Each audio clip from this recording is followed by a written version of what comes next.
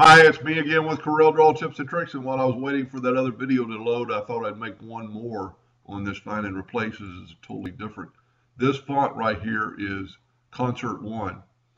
And let's say you have different names in here, and like in the last video, I've got 273 of these.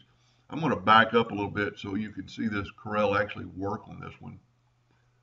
I'm going to change the font on all those Greg's from Concert 1 to Arial, let's say.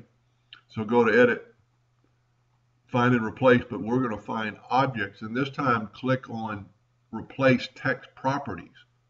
Next, we want to change the font from Arial, from Concert 1 to Arial.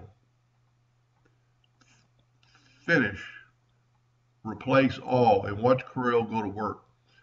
I don't think humanly possible for anybody to do it that fast. It's pretty cool to watch it work. And in that short a time, it changed all the fonts to Arial. Anyway, I hope that helped a little bit. Thank you for watching.